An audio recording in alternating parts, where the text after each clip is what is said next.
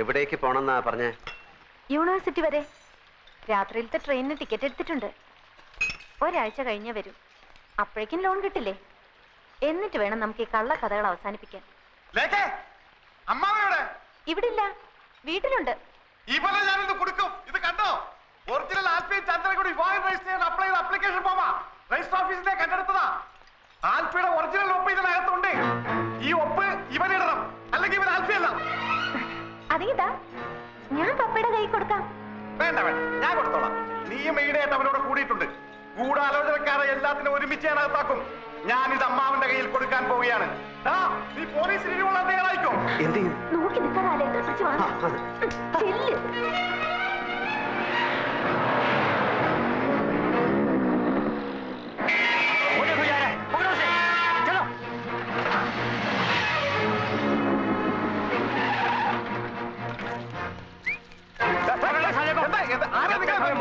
पैसे नहीं मिलेंगे, नहीं छोड़ने वाले, हमें फिर की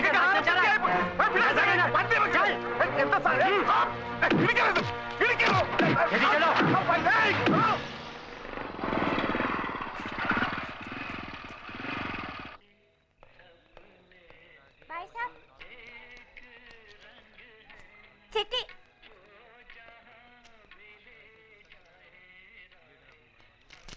അച്ഛന്റെ വിചാരണ കഴിഞ്ഞു. 18-ാം തീയതിയാണ് വിധി. കേസ് തോറ്റുപോകും. കുറഞ്ഞത് 6 വർഷം തടവെങ്കിലും വിധിക്കും എന്നാണ് നമ്മുടെ വക്കീല് പറയുന്നത്. അല്ലെങ്കിൽ ഇതുവരെയുള്ള പലിശയും ചേർത്ത് 7 ലക്ഷം രൂപയോളം കൊടുത്താൽ ഒത്തുതീർപ്പാക്കി തരാമെന്ന്. എവിടുന്ന് കൊടുക്കാനാ അത്രയും പണം? പാവം അച്ഛന്റെ ഇരിപ്പ് കണ്ടിട്ട് സഹിക്കുന്നില്ല. വല്ല കടുങ്കയും ചെയ്ത് കളയോന്ന എന്റെ പേടി. നമ്മൾ എന്താ ചെയ്യേട്ടാ?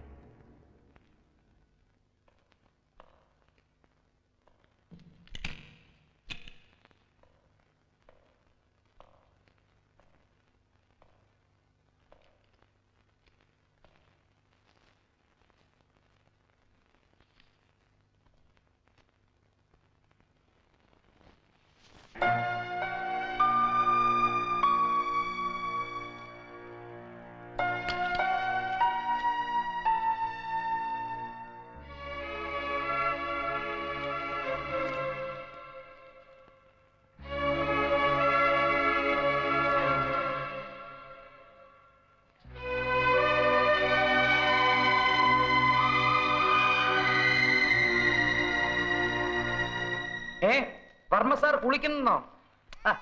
അതേന്ന് സത്യമാണ്. ചന്ദ്ര സംസാരിച്ചു. വേഗം വാ. എടോ, ചന്ദ്ര സംസാരിച്ചു. താൻ ആൽഫിയെ പോയി വേഗം വിളിച്ചോണ്ടോ. അവൾ എല്ലാരും തിരിച്ചറിയുന്നുണ്ടോന്ന് എനിക്കറിയണം. ചെല്ലേ.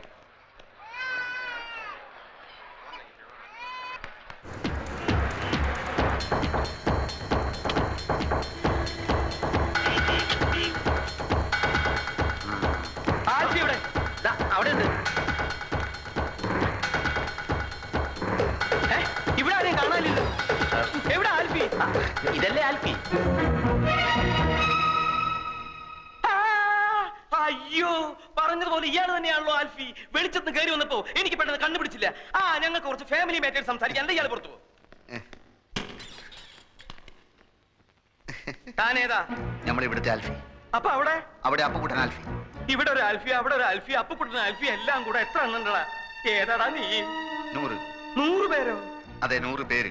ബാക്കി 98 എവിടെയാടാ? നീയൊക്കെ കൂടെ എന്തൊക്കെ തെമ്മാടിത്തരാ കാട്ടി വെച്ചിരിക്കണേ?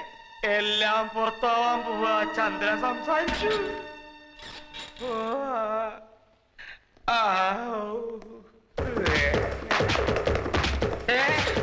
നിന്നെ ഞാൻ വിടില്ല. ഓടിപ്പോണ ആൽഫി എവിടെ? ബാങ്കിൽ പോയിരിക്കാന്നാ പറഞ്ഞേ. എന്തിന്? അങ്ങനെ നീ അങ്ങനെ ഒറ്റയ്ക്ക് രക്ഷപ്പെടാൻ നോക്കണ്ട. തൂങ്ങുമ്പോ നമുക്ക് ഒരുമിച്ച് തൂങ്ങാടാ.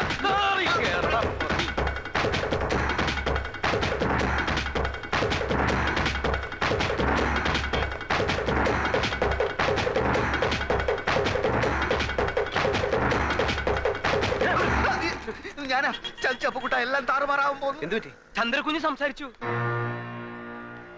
ഇനി എന്ത് ചെയ്യും? ആറ്റമ്മ മുടിച്ചു വെച്ചിരുന്ന സ്ഥലം നിനക്കറിയോ? എന്തിനാ അവിടെ പോയി ഒളിക്കാൻ? അല്ല, അതിന്ന് ഒരെണ്ണെടുത്ത് പൊട്ടിച്ചാലും ലോകം മുഴുവൻ അവസാനിക്കല്ലോ. എന്റെ ദൈവമേ, ഞാനിനി അങ്ങോട്ട് പോവും. നിങ്ങൾ കണ്ടാ സംസാരിക്കും? കണ്ടില്ല, കേട്ടു. ഒരുപക്ഷെ അന്ന് കൈ പൊക്കിയതുപോലെ ഒരു വാക്കോ മറ്റോ മിണ്ടിയതാണെങ്കിലോ? അങ്ങനെയാണെങ്കിൽ രക്ഷപ്പെട്ട്.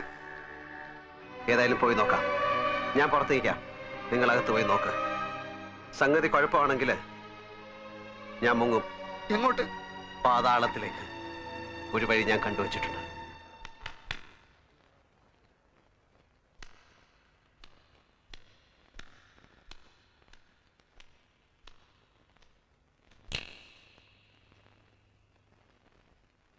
ഇവരൊക്കെ ആരാണെന്ന് മനസ്സിലാകുന്നുണ്ടോ? വല്യമ്മ,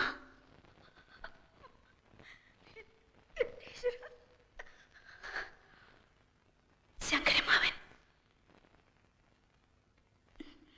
വേണുട്ടൻ. ദാ അതാരാണെന്ന് മനസ്സിലായോ?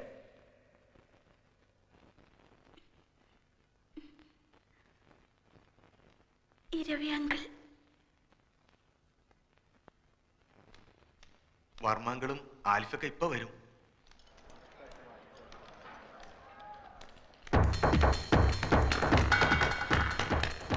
ഓടിക്കോ മോനെ, ഓടിക്കോ. അവളെല്ലാം തത്ത പറയണ പോലെ പറയണു. മോളെ കണ്ടില്ലേ? എനിക്കറിയാം, എക്സൈറ്റ്മെന്റ് കൊണ്ട് അവളെ കാണാൻ ബുദ്ധിമുട്ടുണ്ടാവും. എന്റെയും പ്രശ്നം അത് തന്നെയാ. വന്നാട്ടെ, വന്നാട്ടെ.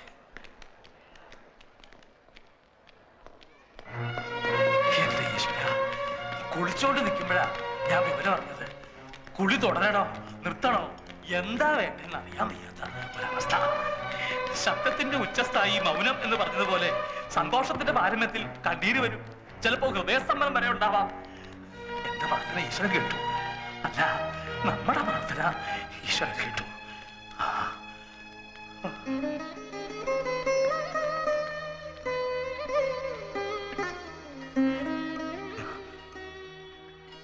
എന്തോരം നേർച്ചകളാണ് നടന്നത്.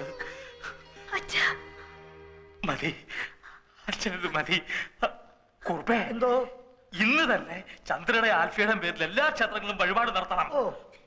ഇപ്പൊ കാലുകൾക്ക് മാത്രമേ തളർച്ചയുള്ളൂ. Otherwise she's fine. ഇത് നോക്കിയേ, ആരാന്ന്?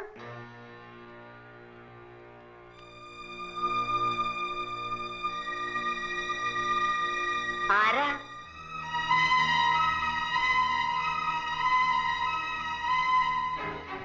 ആൽഫി.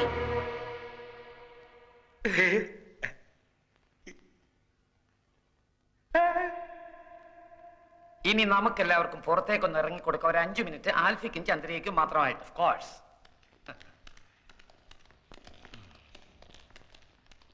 ആരോ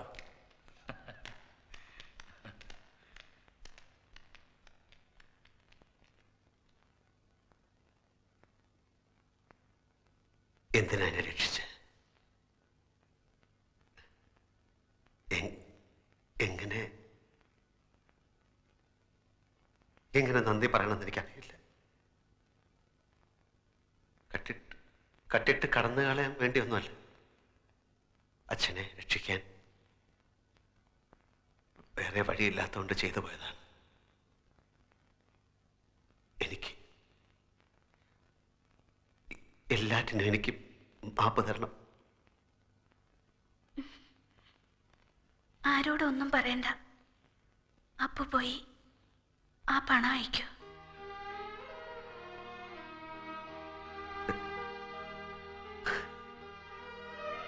മറക്കില്ല, ഞാൻ മരണം വരെ ഞാൻ മറക്കില്ല.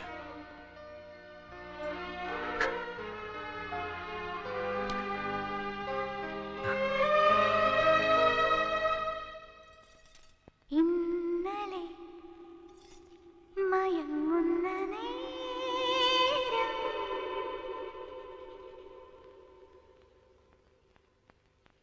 ഒളിച്ചെന്നെ വിളിച്ചവനാരോ,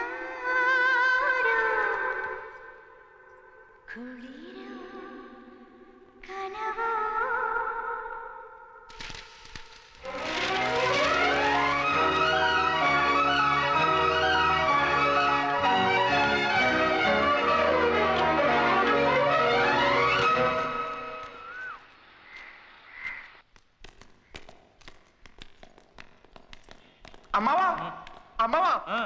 ഞാനൊരു സത്യം പറയാൻ പോവാണ്.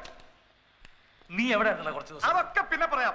ഞാനൊരു സത്യം പറയട്ടെ, ഞെട്ടരുത്. ആരോ നല്ലവണ്ണം പെരുമാറിയ പോലെ ഉണ്ടല്ലോ. ഞാനൊരു സത്യം പറയട്ടെ, ഞെട്ടരുത്. അയ്യോ, നിന്നെ ഈ നിലയിലാക്കിയതാരാ? അമ്മേ, ഞാനൊരു സത്യം പറയട്ടെ അമ്മേ. ഇതെന്ത് പറ്റി? ആരോട് പറയാതെ എങ്ങോട്ടാ പോയത്? എല്ലാരും കൂടി ഇങ്ങനെ ചോദിച്ചോണ്ടിരുന്നു. ഞാനങ്ങനെ സത്യം എല്ലാരും പറയും. ഒന്നും മിണ്ടായിരിക്കേ, അവൻ പറയട്ടെ, പറ. ഞെട്ടരുത്. ഞെട്ടില്ല. പക്ഷെ ഞെട്ടും. ഞെട്ടില്ല എന്ന് പറഞ്ഞില്ലേ? ഞെട്ടി. ഇവിടെ ആൽഫി എന്ന് പറഞ്ഞു നടക്കുന്നവൻ ആൽഫി അല്ല, അപ്പക്കുട്ടനാണ്. കുറ്റിപ്പുറത്ത് ഗോവിന്ദൻ നായരുടെ മകൻ ചേരിൽ അപ്പക്കുട്ടൻ നായർ. തെളിവ് തരാം. അപ്പക്കുട്ടന്റെ പെങ്ങൾ സൗദാമിനി, അളിയൻ രവീന്ദ്രൻ നായർ. ഞെട്ടി, എല്ലാവരും ഞെട്ടി. ഞാൻ പറഞ്ഞില്ല ഞെട്ടരുന്ന്. ഇതാണോ ഇത്ര വലിയ സത്യം? എന്നാൽ ഞാനൊരു സത്യം പറയാം. അപ്പക്കുട്ടൻ തന്നെയാണ് ആൽഫി.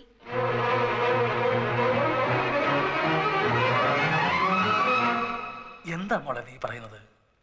അത് അപ്പുവാണ്, അപ്പക്കുട്ടൻ. എല്ലാരും കൂടെ ആ പാവത്തിനെ പിടിച്ച് ആൽഫി ആക്കിയതാ.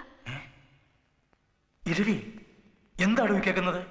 ഒന്നും മനഃപൂർവ്വമായിരുന്നില്ല, സംഭവിച്ചു പോയതാ ഓരോരോ ചുറ്റുപാടില്.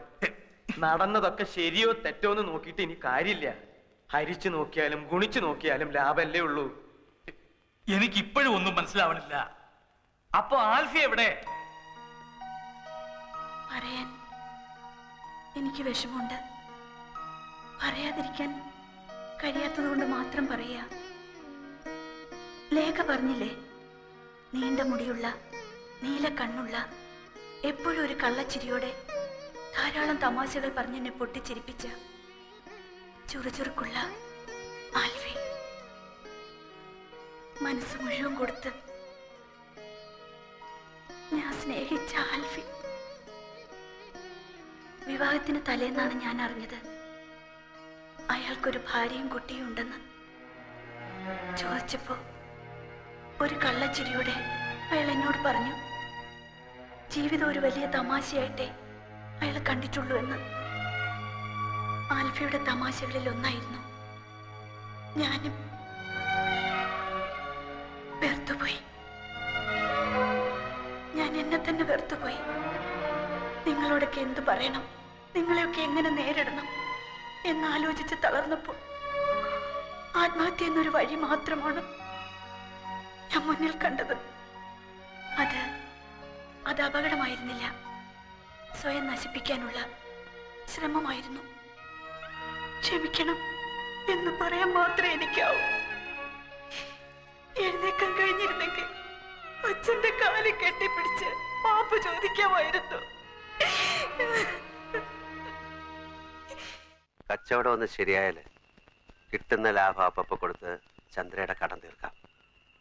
പണം കൊണ്ടുള്ള കടം. പക്ഷെ കടപ്പാട് എങ്ങനെയാ തീർക്കുന്നത്?